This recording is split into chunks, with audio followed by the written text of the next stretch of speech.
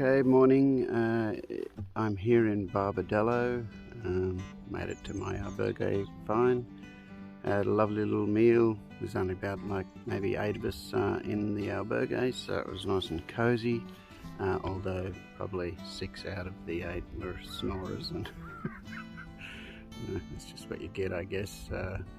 Anyway, today I was meant to be off to Hospital del Cruz or something like that, but doesn't seem to be too much accommodation. I'm thinking of actually just going to Puerto Marin, and that might mean that I add an extra day to the length of getting to Santiago. It's sort of what everyone else is doing, whereas I was doing like a 30k per day push, and that would get me back to like a 4 days out as opposed to maybe 5. Anyway, another reason for doing that is that my SIM card that I bought over here has just run out. I can't understand any of the Spanish to be able to recharge it, or contact any of the numbers to be able to do it. I'm also out in the middle of nowhere at the moment, so there's no orange stores for a long way off. So it might just mean I gotta be like the rest of, or most of other pilgrims, and just rely on Wi-Fi from now on. So if updates are a little sporadic, that's probably why. Hopefully in Puerto Marin there's at least maybe another telecommunications. I can get another SIM, who knows.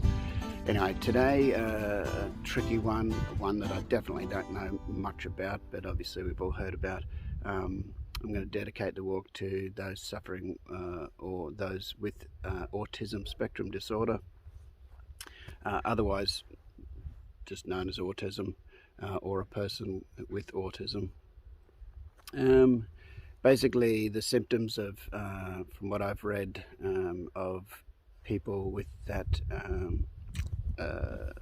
problem is that they are real sort of,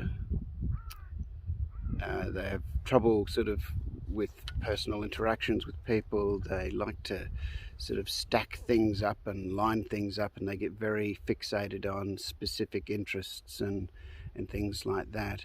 Unfortunately, it's a lifelong thing, and there's no known cure at the moment.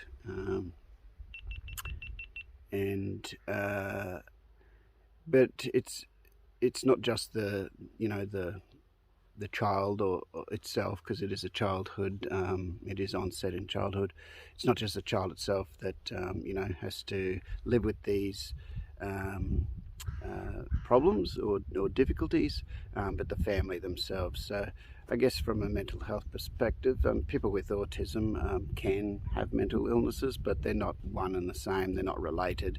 You can have autism without any sort of mental problems or illnesses. It's just something, another thing in life that families and the person themselves have to deal with, and it's something that we need to remove the stigma from, because there's absolutely nothing they could do about it, and nothing wrong with that person. We just need to accept people for who they are, and the world will be a happier place. So maybe this might be another one, just to educate us all. Look up autism spectrum disorder, and if you recognize any of those sort of symptoms that I sort of pointed out earlier, just take your child to a GP and see if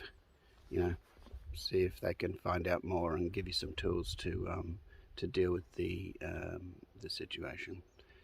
Anyway, I'm off. It's cold, it's early, and I'm gonna get hiking. See ya.